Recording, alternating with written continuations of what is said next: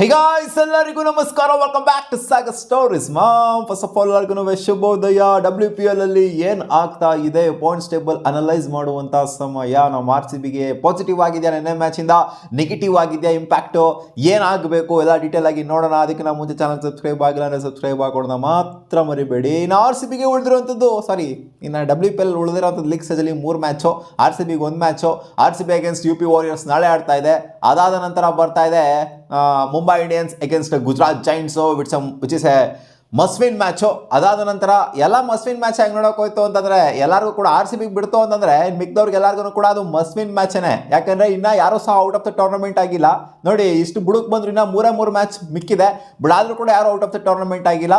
So ಒಂಥರ competition heavy ನಡೀತಿದೆ ಅಂತ ಹೇಳಬೇಕು. UP ವಾರಿಯರ್ಸ್ಗೆ ಇರೋಂಥದ್ದು 2 match, 2 ಗೆಲ್ಲಬೇಕಾಗುತ್ತೆ. ಅವರು ವಿತ್ ಬೆಟರ್ ರನ್ ರೇಟಲ್ಲಿ ಗೆಲ್ಲಬೇಕಾಗುತ್ತೆ.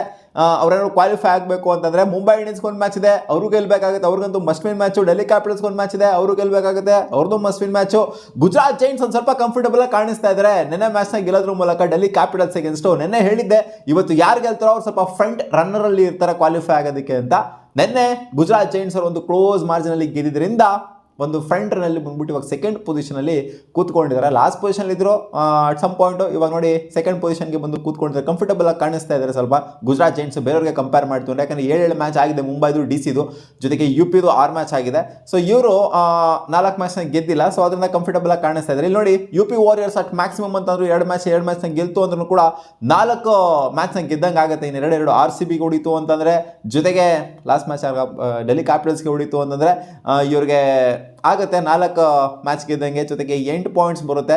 ಜೊತೆಗೆ ರನ್ ರೇಟ್ ಇರೋದು ಮೈನಸಲ್ಲಿದೆ, ಸಿಕ್ಕಾಪಟ್ಟೆ ನೆಗೆಟಿವ್ ಅಲ್ಲಿದೆ. ಆದ್ದರಿಂದ ಇವ್ರು ಕ್ವಾಲಿಫೈ 2 ಮ್ಯಾಚ್ನ ಗೆದ್ದರೂ ಸಹ ಕ್ವಾಲಿಫೈ ಆಗ್ತಾರೆ ಅಂತ ಹೇಳೋದು ಸಿಕ್ಕಾಪಟ್ಟೆ ಕಷ್ಟ. ಯಾಕಂತಂದರೆ ನೆಗೆಟಿವ್ ರನ್ ರೇಟಲ್ಲಿದೆ. ಇವ್ರು ಗೆಲ್ತು ಅಂತಂದರೆ ಅದ್ದೂರಿಯಾಗಿ ಗೆಲ್ಲಬೇಕಾಗುತ್ತೆ. 2 ಮ್ಯಾಚ್ ಏನಿದೆ ಹಾವಳಿ ಮಾಡ್ಕೊಂಡು ಗೆಲ್ಲಬೇಕಾಗಿದೆ. ಆದ್ದರಿಂದ ಇವರಿಗೆ ಸ್ವಲ್ಪ ಕಷ್ಟಕರವಾಗಿಯೇ ಕಾಣಿಸ್ತಾ ಇದೆ. ಇಲ್ಲಿ 3 ಮ್ಯಾಚ್ನ ಗೆದ್ದು ಕ್ವಾಲಿಫೈ ಆಗ್ತಾರೆ ಅನ್ನುವಂಥದ್ದು ಇಲ್ಲ. 4 ಮ್ಯಾಚ್ನ ಗೆಲ್ಲೇಬೇಕು, ಮಿನಿಮಮ್ 4 ಮ್ಯಾಚ್ನ ಗೆಲ್ಲೇಬೇಕು ಕ್ವಾಲಿಫೈ ಆಗೋದಕ್ಕೆ. ಸೆಕೆಂಡ್ ಆ್ಯಂಡ್ ಥರ್ಡ್ ಪೊಸಿಷನ್ ಹೋಗಬೇಕು ಅಂದರೆ 4 ಮ್ಯಾಚ್ ಗೆಲ್ಲೇಬೇಕು. ಯಾಕಂದರೆ ಗುಜರಾತ್ ಆಲ್ರೆಡಿ 4 ಮ್ಯಾಚ್ ಗೆದ್ಬಿಟ್ಟಿದ್ದಾರೆ. ಇನ್ನು ಮುಂಬೈ ಇಂಡಿಯನ್ಸು ಇನ್ನೊಂದು ಮ್ಯಾಚ್ ಗೆಲ್ಲಬೇಕು ಅಂತ ಇರ್ತಾರೆ ನೆಕ್ಸ್ಟ್ ಮ್ಯಾಚ್ನ. ಡೆಲ್ಲಿ ಕ್ಯಾಪಿಟಲ್ಸ್ ಕೂಡ ಇನ್ನೊಂದು ಮ್ಯಾಚ್ ಗೆಲ್ಲಬೇಕು ಅಂತ ಅನ್ಕೊಂಡಿರ್ತಾರೆ. Mumbai Indians run rate better ಆಗಿದೆ. ಸೊ ಅದೊಂದು ಪಾಸಿಟಿವ್ ಆಯಿತು ಅಂತಂದರೆ, ನೆಕ್ಸ್ಟ್ ಮ್ಯಾಚ್ ಸೋತೋಯ್ತು ಅಂತಂದರೆ ಇನ್ ಕೇಸು ಅವ್ರಿಗೆ ಗುಜರಾತ್ ಮೇಲಿದೆ. ಗುಜರಾತ್ ಸ್ವಲ್ಪ ಕಾಂಪಿಟೇಟಿವ್ ಆಗಿ ಕಾಣಿಸ್ತಾ ಇದ್ದಾರೆ, ಅವರು ಗೆದ್ದೋಗ್ಬೇಕು ಅಂತಲೇ ಇರ್ತಾರೆ. ಮುಂಬೈ ಇಂಡಿಯನ್ಸ್ಗಂತೂ ಸಿಕ್ಕಾಪಟ್ಟೆ ಕ್ರೂಷಲ್ ಮ್ಯಾಚ್ ಆಗುತ್ತದೋ, ಆ ಮ್ಯಾಚ್ನ ಗತಾಯ ಗೆಲ್ಲೇಬೇಕು. Delhi capitals UP warriors against last league ಸ್ಟೇಜ್ನ ಮ್ಯಾಚ್ ಏನಿದೆ ಅದು ಸಿಕ್ಕಾಪಟ್ಟೆ ಕ್ರೂಷಲ್ ಆಗುತ್ತೆ ಡೆಲ್ಲಿ ಕ್ಯಾಪಿಟಲ್ಸ್ಗೆ. ಅವರು ಕೂಡ ಗೆಲ್ಲೇಬೇಕು. ಅವ್ರಿಗೆ ನನ್ನ ಪ್ರಕಾರ ನೋಡ್ತು ಅಂತಂದರೆ ಮಾರ್ಜಿನ್ ಬರುವಂಥ ಸಾಧ್ಯತೆ ಇರುತ್ತೆ. ಇನ್ ಕೇಸ್ ಮುಂಬೈ ಅವರು GG ಮೇಲೆ ಗೆದ್ಬಿಡ್ತು ಅಂತಂದರೆ ನೆಟ್ ರನ್ ರೇಟ್ಗೆ ಕಿತ್ತಾಟ ಮಾಡುವಂಥ ಸಾಧ್ಯತೆ ಇರುತ್ತೆ.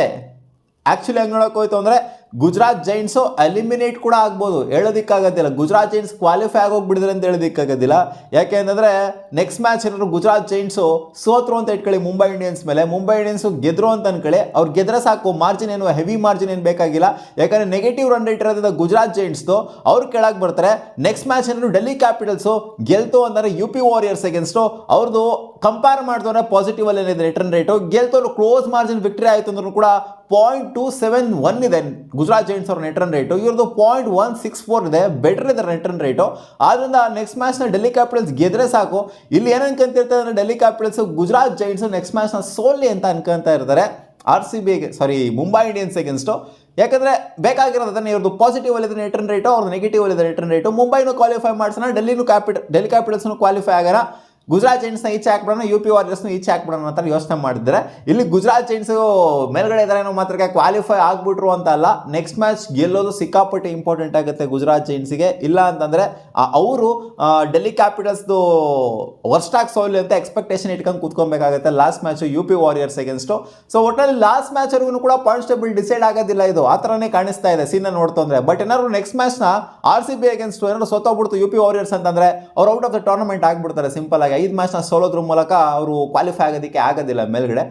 ಸೊ ಅವರೇ ಫಸ್ಟ್ ಟೀಮ್ ಆಗ್ಬೋದು, ಅಥವಾ ನಾಳೆ ಮ್ಯಾಚ್ ಗೆದ್ರು ಅಂದರೆ UP ವಾರಿಯರ್ಸು ಇನ್ನೂ ಟೂರ್ನಮೆಂಟ್ ಇಂಟೆನ್ಸ್ ಆಗುತ್ತೆ, ಇನ್ನೂ ಒಂಥರ ಮಜಾ ಬರುತ್ತೆ. ನಾಳೆ ಮ್ಯಾಚ್ ಏನಾದ್ರು RCB ಅಗೇನ್ಸ್ಟ್ UP ಗೆದ್ಬಿಟ್ರು ಅಂತಂದರೆ ಸೊ ಕ್ಯೂರಿಯಾಸಿಟಿ ಸಿಕ್ಕಾಪಟ್ಟೆ ಕ್ರಿಯೇಟ್ ಆಗಿದೆ ನೋಡಿ. ಆದ್ರೂ ಒಬ್ಬರು ಕೂಡ ಔಟ್ ಆಫ್ ದ ಟೂರ್ನಮೆಂಟ್ ಆಗಿರಲ್ಲ, ಇಷ್ಟು ಬುಡಕ್ಕೆ ಬಂದ್ರು. ಇದು ಕ್ವಾಲಿಟಿ ಆಫ್ ದ ಟೂರ್ನಮೆಂಟ್ ತೋರಿಸ್ತಾ ಇದೆ, ಕಾಂಪಿಟೇಷನ್ ಇದೆ ಈ ಒಂದು ಟೂರ್ನಮೆಂಟಲ್ಲಿ ಅಂತ.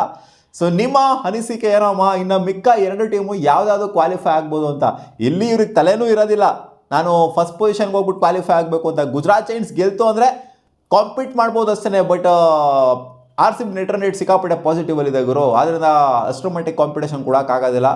ಅಂದರೆ ಹೆವಿ ಒಂದು 100-120 ರನ್ ಮಾರ್ಜಿನಲ್ಲಿ ಗೆಲ್ಲಬೇಕು. ಆರ್ ಸಿ ಬಿ ಒಂದು 60-70 ರನ್ ಮಾರ್ಜಿನಲ್ಲಿ ಸೋಲ್ಬೇಕು. ಆವಾಗ ನೆಟ್ ರನ್ ರೇಟ್ನ ಇವರು ಇನ್ಕ್ರೀಸ್ ಮಾಡ್ಕೊಬೋದು ಅಂತ ಅನಿಸ್ತಾ ಇದೆ ಸೀನ್ ನೋಡ್ತು ಅಂದರೆ.